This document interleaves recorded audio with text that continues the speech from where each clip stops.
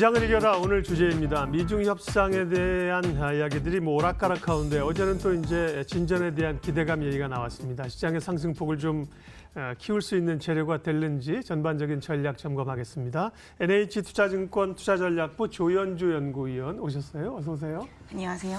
예, 한미랍니다.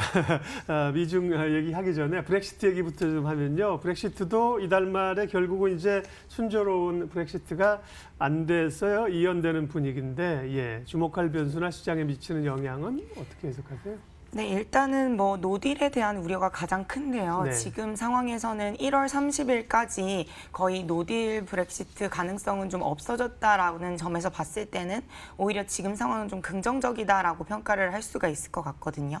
원래 이제 EU가 이 브렉시트를 연기하는 요청에 대해서 수락을 할지 여부가 관건이었는데 어젯밤 뉴스에서는 이를 수락할 가능성이 높아졌고 이 요청 자체가 유효하다라고 판단을 했기 때문에 적어도 3개월 이상 노딜 브렉시트에 대한 우려는 좀 완화됐다라고 보실 수가 있을 것 같습니다. 그래서 어제 유럽 증시는 한 0.6% 정도 반등을 했고요. 이 노딜에 대한 우려만 완화되더라도 불확실성은 좀 완화되는 모습을 보였는데요. 일단 영국 총리인 보리슨 존슨 같은 경우는 이렇게 브렉시트를 연기하는 부분을 수락하면 안 된다라고 개별 편지를 보냈습니다. 근데 이것을 EU가 들어줄 가능성은 굉장히 적다라고 보고 있고 노딜 가능성이 높아지기 때문에 오히려 연기를 하는 게 EU 입장에서는 더 긍정적이기 때문에 보리슨 총리가 거절을 하라라고 편지를 보냈어도 이를 수락할 가능성은 굉장히 적다라고 생각을 하시면 될 것 같습니다. 그래서 1월 31일까지는 일단 노딜에 대한 우려가 완화됐기 때문에 저희가 가져갈 수 있는 시나리오 같은 경우는 일단은 1월 말까지는 좀 안전자산 선호 심리가 좀 완화되고 위험자산 선호 심리가 좀 더 확대될 수 있다라고 판단하고 있습니다. 네. 목감기에 걸리셔서 물 좀 드세요. 네. 목감기 걸리신 분들 주변에 많습니다. 네, 관리 잘 하시고요. 제가 그래서 오늘은 평상시보다 얘기를 좀 더 얘기할게요. 그렇게 EU 입장에서는 안 받아들일 입장 없죠. 판 깨지는 것보다는 다시 협상하자는 건 좋을 것 같고, 보리스 존슨 총리는 서류 보내면서 불리한 문서에는 사인도 안 하고 보냈다는 거 아닙니까? 네. 참 영국도 정신없기 마찬가지입니다. 요즘 하는 거 보면요. 예. 더 중요한 문제는 이 미중 간의 무역 협상인데 되는 듯 안 되는 듯 하루하루 오가고요. 또 미국은 EU하고도 지금 좀 불을 지펴놓은 상태잖아요. 그 부분은 어떻게 보세요? 네. 네, 일단은 지금 WTO에서 유럽 항공사인 에어버스에 대한 네. 불법 보조금 지급에 유럽 책임이 있다라고 결론이 났습니다. 그러면서 이제 미국이 이 에어버스한테 불법 보조금을 지급했기 때문에 이런 페널티 관세를 부과하겠다라고 얘기를 했고 18일부터 지금 페널티 관세가 유럽 항공사의 한 10% 그리고 유럽 와인, 위스키, 가죽 같은 제품에 25% 관세가 부과가 되었습니다. 그래서 유럽이 이제 미국 항공사인 보잉에 대한 책임을 좀 묻고 있는 상황이고요. 이거에 대한 결과는 내년에 발표가 될 예정입니다. 근데 이 발표가 나기 전에 지금 페널티 관세를 부과했기 때문에 미국산 농산품에 대해서 보복 관세를 때리겠다라고 하는 상황이고요. 이러면서 이제 미국과 유럽 간의 보복 관세, 핑퐁 관세라고 하죠. 이 핑퐁 관세 부과에 대한 우려감이 있는 상황인데요. 사실 이거를 미국과 유럽 간의 무역 불균형으로 인한 무역 전쟁으로 해석하기는 좀 어렵다라고 저희는 보고 있습니다.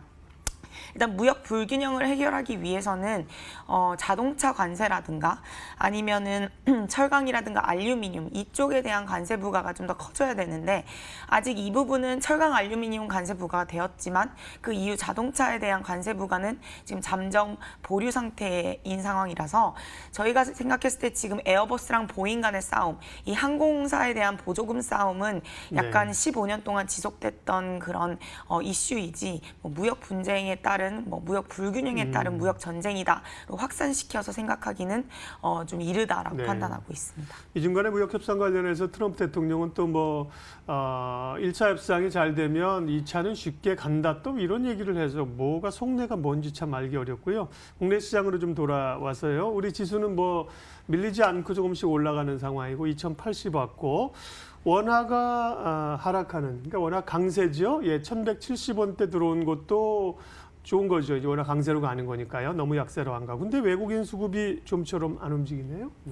네, 일단은 지금 대외 호재로 인해서 좀 단기적으로 원화가 좀 많이 빠졌다라고 생각을 하고 있습니다. 네. 뭐 노딜 브렉시트 우려 완화된 부분, 미중 무역 정책 불확실성 조금 완화된 부분. 그래서 어떻게 보면 이 원화 강세가 좀 가파르게 많이 내려왔다라고 생각을 하고 있는데 저희는 좀 여기는 어느 정도 이미 대외 호재를 많이 반영했다라고 생각을 하고 있어서 여기서 뭐 추가적으로 원화가 강세를 보이기는 어렵지 않을까라고 생각을 하고 있고요.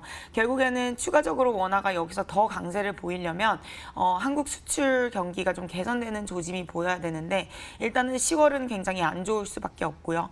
11월부터 개선될 가능성이 있어서 지금 여기 수준에서 원화가 추가적으로 강세를 가기는 어렵다라고 판단을 하고 있습니다. 이런 관점에서 봤을 때 외국인 수급도 좀 가파르게 들어오지 않는 이유는 어느 정도 대외 호재를 다 반영한 수준이고 뭐 여기서 더 내려가기보다는 오히려 더 올라갈 여지가 더 높다라고 판단을 해서 외국인 수급이 그렇게 크게 들어오지는 않고 있지 않은가라고 생각을 하고요.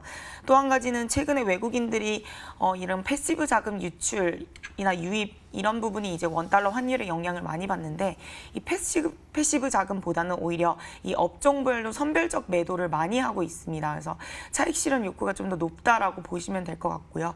그래서 저희는 외국인 자금이 좀 유의미하게 들어오기 위해서는 뭐 수출 지표가 좀 개선되는 모습이 먼저 보여야 된다라고 생각을 하고 있고 그 시점을 저희는 지금보다는 11월 정도로 좀 생각하고 있습니다. 예. 마지막 전략을 이제 드릴 텐데요. 물 한 번 더 드세요. 아, 네. 그러게요. 이제 지수는 위로는 쭉쭉 못 뻗어가지만 이제 하방이 있고 뭐 이제 대형주 쪽에 좀 관심을 갖자는 얘기를 하시는데 그렇다고 이제 대형주나 경기주들이 보면 뭐 쭉쭉 치고 가는 건 또 아니에요. 그러다 보니까 소형주 테마주들은 뭐 수소 관련주라든지 일부 바이오라든지 뭐 살아있는 상황이어서요. 사실 전략 찾기가 조금 애매하고 어려워요. 전략 좀 말씀해 주세요.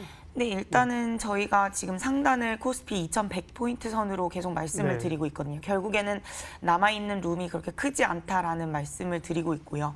여기서 뭐 2100 넘어서 뭐 2200까지 가려면은 세 가지 전제 조건이 필요하다라고 말씀을 드리는데 그 첫 번째가 이제 대외 불확실성, 뭐 미중이라든가 미 유럽이라든가 아니면 브렉시트라든가 이런 것들이 좀 유의미하게 완전히 해소되는 모습이 일단 첫 번째 보여야 되고 두 번째는 페드가 좀 공격적인 금리나 스탠스를 취해야 된다라는 게 두 번째이고 세 번째는 아까 말씀드린 한국 수출 지표라든가 아니면 미국 경기라든가 이런 펀더멘털이 좀 개선되는 모습을 보여야 된다라고 말씀을 드리고 있습니다. 그래서 이 세 가지 중에 하나만 충족이 돼도 뭐 2100포인트를 뚫고 좀 올라올 수 있는 계기는 있다라고 보고 있고 아직은 그런 부분이 나타나지 않고 있어서 저희는 2100으로 좀 설정을 하고 있습니다. 그중에 이제 세 가지 중에 하나만 만족을 해도 저희는 좀 상단을 좀 더 올릴 가능성을 높게 보고 있고요.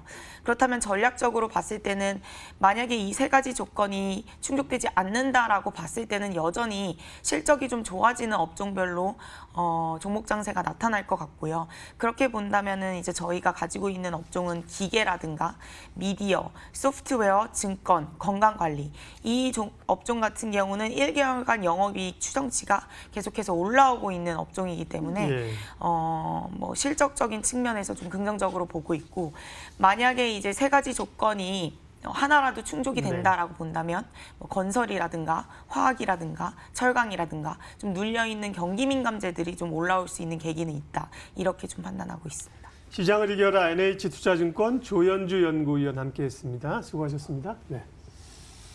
네, 코스피는 16포인트로 상승폭이 좀 더 올라온 거죠. 2080선 와 있고요. 예, 코스닥도 5포인트 가량 올라서 갑니다. 두 시장 모두 오르고요. 예. 환율은 한 1170원에서 조금 오늘은 좀 공방전입니다. 출발 마켓온 오늘 순서 여기까지 하겠습니다. 오늘도 좋은 투자하십시오. 고맙습니다.